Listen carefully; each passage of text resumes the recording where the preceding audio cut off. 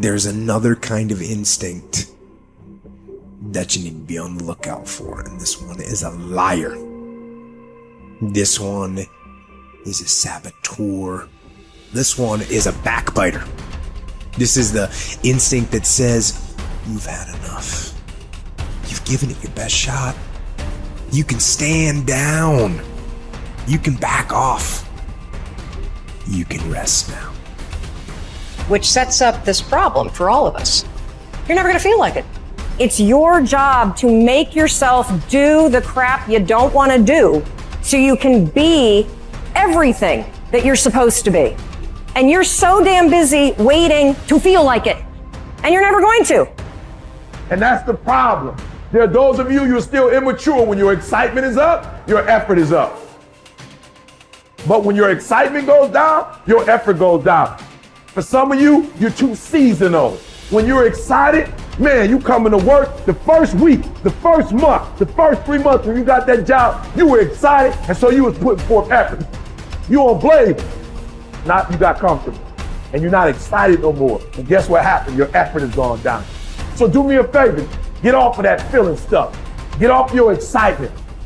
We're not dealing with feelings because feelings go up and down. You don't have to be excited. You made a commitment to that job. Did nobody force you to take that job? You signed your name on the dotted line. And commitment said, I don't care how I feel. I don't care if I'm excited. I don't care if I'm pumped up. I don't care if I'm fired up. You made a commitment. Now it's time to put up. Lazy people do a little work and think they should be winning, but winners work as hard as possible and still worry if they're being lazy.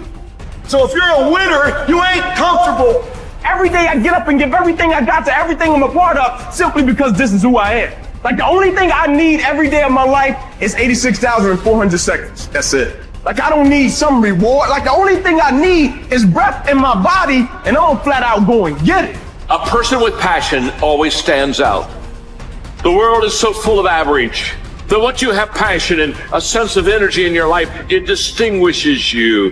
When you're passionate about something, it isn't reasonable, but you do it anyway. Passion will take you where nothing else will ever take you. It'll give you that decided edge. It'll help you to stand out. When you want to become a diamond, your whole attitude change, your whole mindset, your thinking, your relationships, the decisions that you make, how you spend your time, your energy, all of it changes. See, this is something that you can't be in this business. This business has to be in you. You take advantage of this opportunity. You let everything else go. You eat different. You study different. You practice different. You don't belong at the bottom, and it's time for you to get your butt from down there. It's time for you to stop being comfortable at the bottom. Get your butt up and get to where you're supposed to be. You are a royal priesthood. Get where you belong. Do what you're supposed to do. Live like you're supposed to live.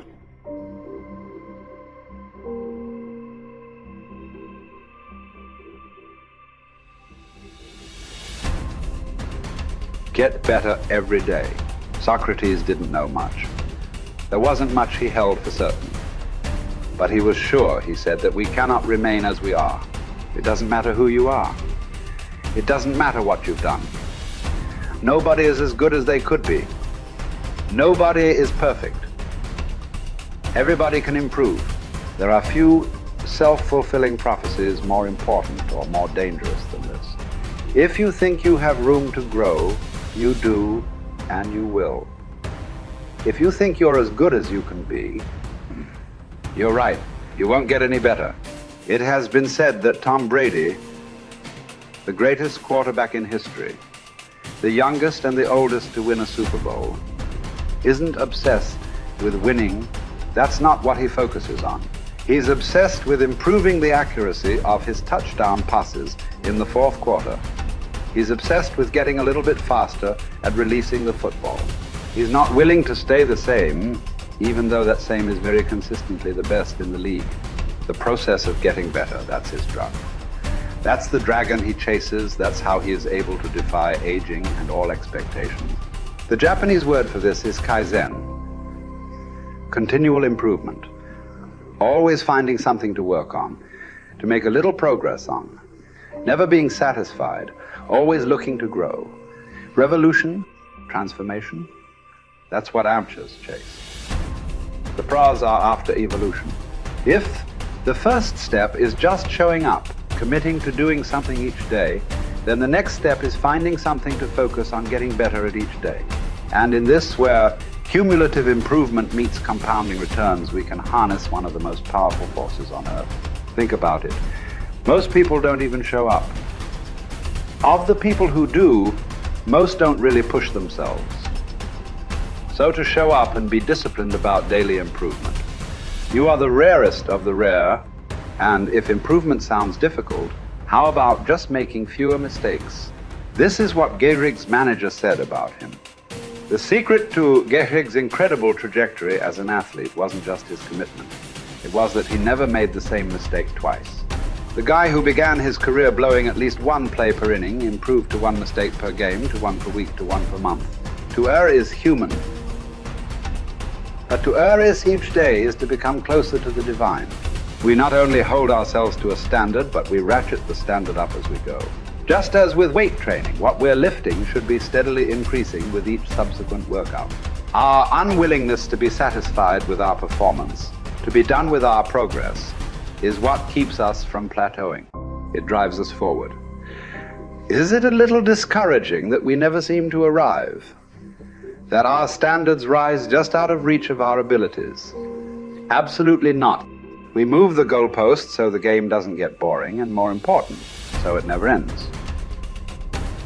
Ultimately, this brings us more pleasure and more satisfaction. We reach heights we'd never have been able to see otherwise. Do you want to be rotting or ripening? Are you getting better?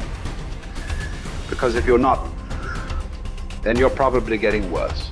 Anyone, whether they're a professional athlete or a house cleaner, can get better at their job. You can get better at being a person, a citizen, a son or a daughter. You can get better at how you think, how you focus, what you think about.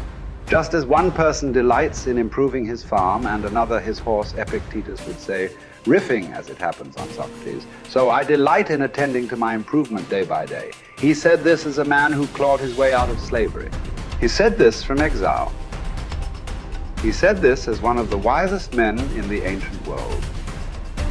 And still, he was focused on how he could get better every day, in every way. One can imagine that for Epictetus, this discipline would have been extremely helpful in those dark times, because it gave him something to focus on, something only he controlled, not his master, not society, not his station in life. But this discipline is also helpful in the good times too, preventing one from getting too cocky or complacent. It doesn't matter what the scoreboard says, or the bank balance, or the sales figures, or the headlines. You know whether you're getting better or worse, whether you're making progress day to day. And if you are, wonderful. If you know there is room for improvement, also wonderful. Either way, your marching orders are the same. Come what may, success or failure, fame or misfortune.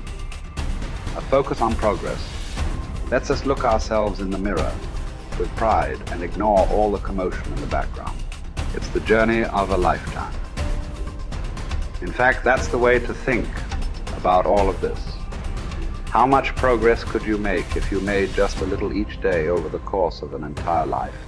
What might this journey look like? Where might it lead if each bit of progress you made presented both the opportunity and the obligation to make a little more progress, and you seized those opportunities, you lived up to those obligations each and every time? Will you choose to take this journey? Will you continue on, even when you've reached further than you ever thought you could go? Or will you stop there?